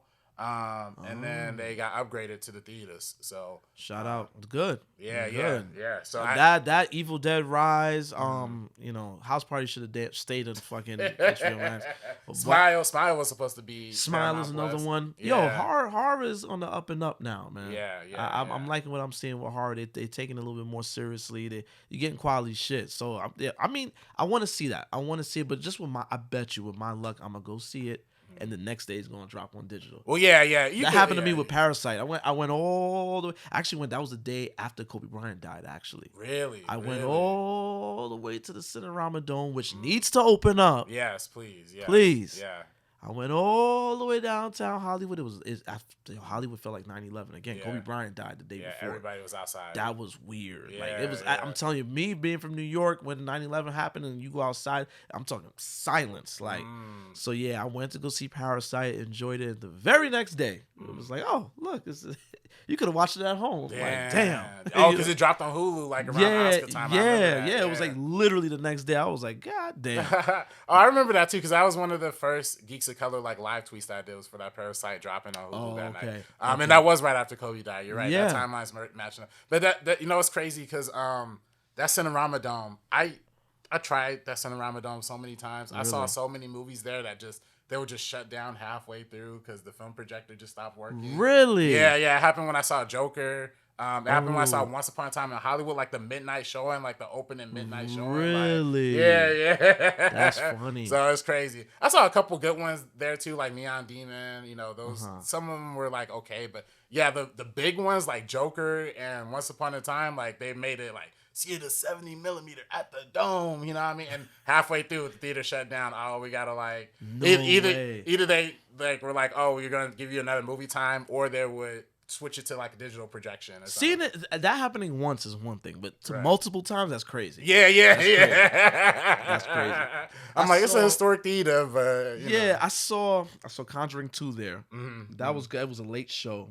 You know that bitch Valak, that nun. Yo, every dark corner I saw, like, yo, what the fuck is that behind me? Like, yo, the presentation was well. I saw Uncut Gems. Shout out to Julia Fox. Uncut Gems. I saw that shit. I saw that shit. I think it was like around Christmas time. Yeah, that was Christmas time. They had Adam Sandler come out. Oh, really? Yeah, I think the filmmaker, one of the Safdie brothers, was like on a live stream. Oh, shit. And the way I got that ticket, because it was a hot ticket, I was complaining on Twitter. I was like, damn, I didn't get the ticket of the ArcLight there. Shout out to, I missed the ArcLight. Damn, I missed that shit. Yeah, sidebar. I just said there's a lot of sidebars. I got a lot in my mind. That ArcLight, that is like, when I came to LA, I was like, yo, because I had lost to Ziegfeld, which y'all know I've talked about. Ziegfeld was my favorite movie theater. I was looking for a similar experience, and like the ArcLight was a multiplex, but premium experience. So they come out, introduce the film to you, good sound. They have a guy, they literally have somebody in there to check the picture and sound for the first like 3 minutes. Yo, the ArcLight is amazing. Only 2 trailers. That's right. Yeah, they didn't have much trailers. Yeah, you want to show up on time for the ArcLight. That 20-minute grace, no, that's not playing there. Yeah, the ArcLight, man, I missed that shit. So I missed out on the tickets for Uncut Gems, and I'm complaining about it on Twitter. And this dude, he's just like, yo, I got tickets. Oh shit! And he just 2 tickets. I bought it off this dude. I think we did the Cash App thing. So you know the movie community, man. We hold it. We stick together. Man. And also, if you get on Twitter for everything, anything you complaining about that you lost out on, get on Twitter. Somebody is reading them tweets, and you gonna get it. Trust me. Right. That's dope, man. That's really dope. Yeah. No, he looked out. He didn't hit me over the head. It was face value. He was like, yo, I can't make it. Go ahead. So I was like, oh shit. Gave him the bread, and so man, I missed the Cinerama doing it. Keep hearing that they're gonna open it back up, and you know, I don't know, but I like that theater. I liked it. Dude, man, I swear, I didn't see it in Cinerama Dome, but I was just at the regular ArcLight. But when that Disaster Artist movie, that James Franco film came out, I forgot what the year that was. Not the best movie. I actually read the book that is based on, and the book is amazing. That movie was not the best adaptation, and James Franco is whatever. But at that I think it was one of the 5 theaters that was playing in the country. That ArcLight, it was like they're showing a Star Wars movie there, bro. Like every single theater was like the Disaster Artist, Disaster Artist. It was like packed out, mad people, celebrities. Like, I'm like, yo, this is crazy. what I love about LA. You know, I'm from New York. You know, I'm still I think I'm pretty much acclimated in LA now. The movie culture out here is amazing. Oh, it is. Yeah, I love it. It's almost overwhelming though, because there's so many screens. You know how many times I missed screenings from New Jack City with Mario Van Peebles? What's Love Got to Do with it with Larry Fishburne? I miss all these screens because there's so much going on out here. But the people are tapped in, man. I love it out here. Shout out your man Corey again, man. He put me on to they're doing Nope in 70 millimeter on July 6th. I'm gonna be in New York. Oh, that's in New York. Oh, damn. Yeah, and they're showing Watch Stacks, which is one of the films I forgot to mention in my favorite concert films. Watch Stacks is definitely up there as top 3. I forgot to mention that one. They're showing at the Academy Museum. I'm going to be going for that. Sign of the Times, which we discussed last episode. They're showing that. I'm gonna see that. Yeah, got it. Yeah. Yeah, man. Yo, Corey again. We gonna have him on the show again. Corey is the guy. Yo, when it comes to screenings, that motherfucker is like a mental Rolodex for that shit. He got he know what's going on. He's tapped in. He's at the. I told you, damn near pay rent for AMC's at the movie theaters all the time. Right. You know, that's dope. You know what I'm saying? Yeah. But yeah, man. I what else is coming out? I think Indiana Jones. You know, I've never seen the Indiana Jones movies. Yeah, no, they cool. I've seen them one time. I've seen them all one those time. those are movies that I feel like there's a talking about generational gaps. My generation and the old heads, like the real old heads, like they love it. Yeah, they love it because they remember all those corny serials and all that stuff. Like they love that. Right. Whipping people, which I don't like that whipping shit. But but they like that stuff. So I think I missed the boat on that. Like my mom put me on the Star Wars. She didn't even really bother with Indiana Jones. I know my mom, she wouldn't have liked that. She would have thought it was corny. You know what I'm saying? But yeah, that Flash Gordon, all those that era of like early 80s, adventure films that was kind of like an homage to the 50s and 40s. Yeah, I missed all that. So Indiana Jones didn't really do anything for me. I didn't check for it, but I told myself they on Disney Plus now. I said I'm gonna watch the first two. Not gonna watch that one from 08 with Shia LaBeouf. Watch the first three. It's three of them, and then you can skip because there's the Last Crusade. No, it's Raiders of the Lost Ark, Temple of Doom, and then Last Crusade. Oh, okay. I'm sorry. I thought the Shia LaBeouf one was the third. Nah, that's the fourth one. That's the fourth. Okay, I'm gonna watch the first three. Yeah, first three. Yeah, and then I'm gonna go into this one. I would even say skip the second one, low key. You know what I mean? Because low key, I've seen them all pretty much once. Except I've seen the first one pretty much like twice or three times because that was the best made. The second one, I ain't gonna lie, that one was hard for me to watch. Like I ain't even Asian, but the way they doing that little boy, you know what I mean? Yeah, I know he just won the Oscar too, and he was all shouting them out like, thank you guys for like giving me my shot. Oh, it's kind of tough to watch. Yeah, they going mad stereotypes with that one. So the second one was kind of trash. The third one was cool because it got Sean Connery playing Indiana Jones' dad. And I ain't gonna lie, the fourth one, another one I got a soft spot in my heart. At 08, I was like 13, 14 when that one came out. I seen the aliens and there was certain things about it that turned me off. And I was like, Kate Blanchett with the bowl cut. Yeah, you know what I mean? Yeah, I was like, it just doesn't look good. It was the sheen on it too. Like it's just too, I don't know. It's too modern. Yeah, it didn't look good. That Indy getting into the refrigerator when it's about to get blown up. I'm gonna skip that one. Yeah, I'm gonna skip that one. But, what James Mangold did this new one. He did right? this new one. Yeah, and I heard good things about it. Yeah. I'm gonna check it out. I bet you I'm gonna be the only black one in the theater, just like Top Gun. Like Top Gun. That's my problem with Top Gun, bro. I'm like, nah, man, y'all really brought this Top Gun's like I walked into a Trump rally, dead ass, camouflage hats, middle-aged white men, like exclusively white men. Right. Which, is no problem, but it's like, this is they shit. Right. You know what I'm saying? I went back and watched that one like 3, 4, 5 times. Like, how much money that movie made. Yeah. Oh, no, I'm talking about the white people. They went back and rewatched it. Yeah, they went back. I only saw it once in the movies and then once on Paramount, and that was all I needed to see. I saw it once. I mean, if you saw the original, it's the same shit. Yeah. Are you hyped for that Mission Impossible joint, or? That's another movie. Which one is the one that John Woo did? Was that the second one? Second one, yeah. I didn't like the second one. Okay, so you fell out since then? Yeah, I remember I went to go see that in the theaters. I remember when the first one came out, it was all the hype. Like, the whole thing of him coming down and, like that. I remember I was an MTV kid. MTV always had sweepstakes. They always, the MTV Movie Awards, they would always parody that shit. So, like, the original Mission Impossible is ingrained in pop culture. And I saw the second one. Yeah, that wasn't with John Woo. Where it was like a MI2 and it was like reddish orangish and he's like, on the bicycle. Danny Newton, yeah. Yes, okay. Yes, so I remember my mom took me to go see that shit. My mom was working in Secaucus. There's a movie theater that's no longer there.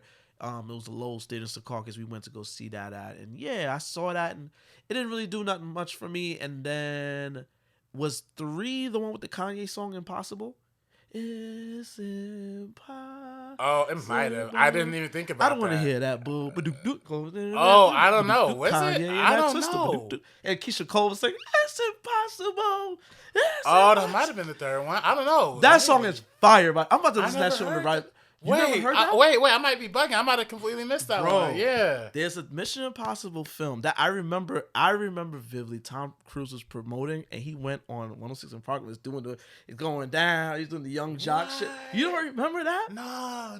Oh yeah, Kanye was on the soundtrack I mean, it's the end credits, but like Right. towards the end of the credits, the Kanye song comes up. What? You've never heard that? Nah. I gotta Oh, that shit listen is that. fire. Oh, that shit is Yo. fire. That takes me back to senior year of high school. I went to my senior trip and that shit came out. That shit was on repeat. Oh, Sorry, man. y'all. That shit is a fire song. But That's crazy. yeah, I think that was MI3.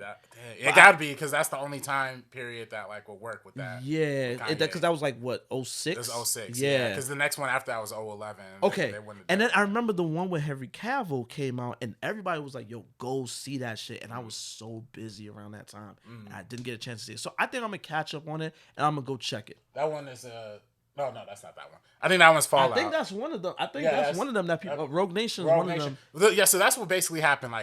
Basically for the first three are like whatever, you know. Uh-huh. But then 4, 5, 6 came That's out, when it picks and up. people really started getting heavy invested. Yeah, I think the fifth one is with Rogue Nation. I think that's the one with Henry Cavill. Okay. And the most recent one is oh man, I can't remember. Maybe I'm So that's the one that DC was like, "Hey, come and shoot this Superman exactly. shit." Yeah, and they had to shaving see- off the mustache. Yeah, right. I fucking hate the DCU. Crazy, dog. Oh my crazy. god, that's Justice League Midnight Showing. Oh my god, that was one of the worst things I've ever seen. Oh yeah. But they did. So I'm being real. Like Mission Impossible is my favorite franchise of all time. Okay. Yeah, if you like, even if you text my phone, the Mission Impossible theme song gonna come up like, Yeah. "Excuse me, sir, you have a message." So I really love these films, especially after the fourth.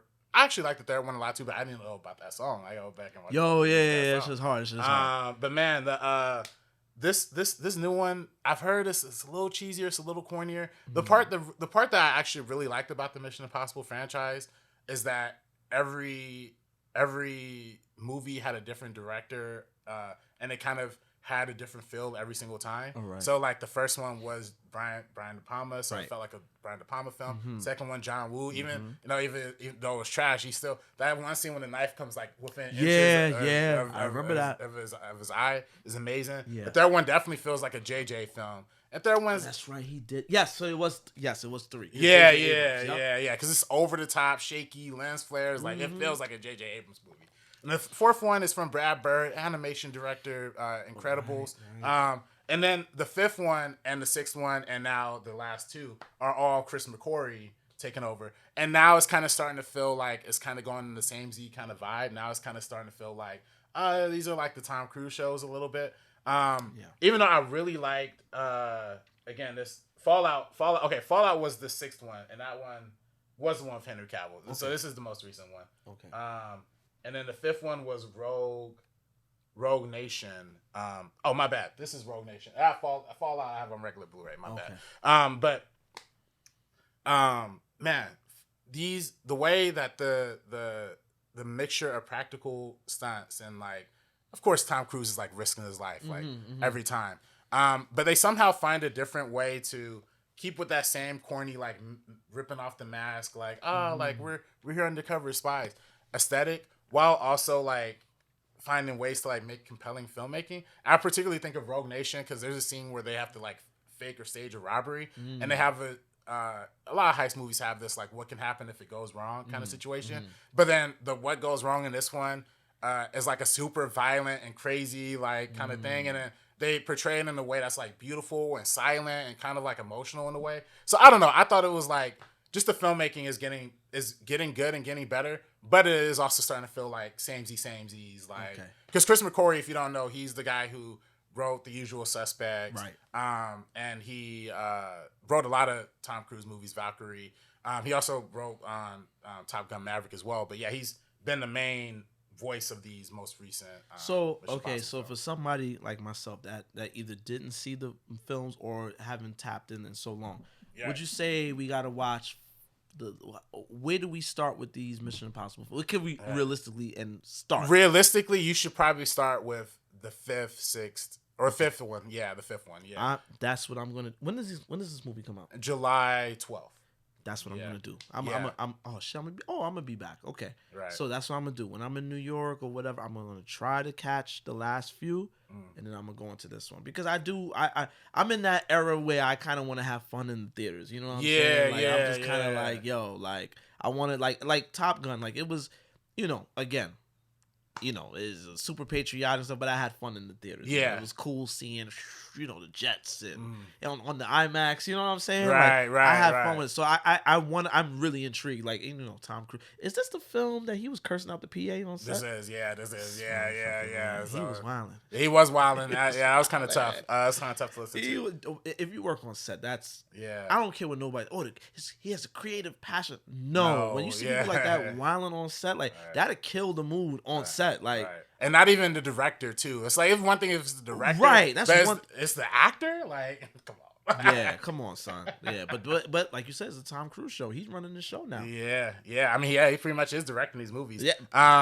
And but that's I and this is a part 2 too. So I'm going into it knowing this one's a part 2. So it does end with a cliffhanger. But I'm gonna watch it. You know what I mean? I'm gonna watch it. Definitely. Yeah. I think I'm gonna do that. I'm gonna check that. But yeah, man, this is episode 9, man. We this is we took a little break. We're back. Shout out to everybody that's been checking out the pod. Yeah, full pod summer preview. Yeah, people's been coming up to us and showing us love, and we appreciate it. We got more coming. So I'm Mr. Marin. You can follow me at MrMarinKnows, MrMarinKnows. You can also follow Real Talk Film Society, REEL Talk Film Society on Instagram. RB. You can follow me on Twitter and Instagram at Director RB3, and follow First Cut on YouTube if you're watching on YouTube, and if you're listening on the podcast versions, make sure you follow us on Spotify. We still got that. Hit the subscribe button. Yes. Subscribe, follow, whatever you got to do. Apple, subscribe on here, on Spotify, follow, whatever you got to do. And we still got that. Nobody participated in that dang sweepstakes we did. Y'all don't want no Blu-rays, bro. We got like tons of Blu-rays here. I already gave y'all the rules like one time. I ain't gonna give them again, but get in there. Let's get in this and get some comment. Let us know you're interested in the shit. Come right. on, man. Or at the very least, screenshot and tweet us that you subscribe. That's it. Leave us a comment on Apple too. That's fine. it. We got free movies for you, man. You listen to this, you like movies, so we got free movies for you. Let's get it. Come on. Yeah. All right, man. But that's it. This is episode 9. We will see y'all again. We'll see y'all when we Coming see y'all. soon to a theater Peace. near you.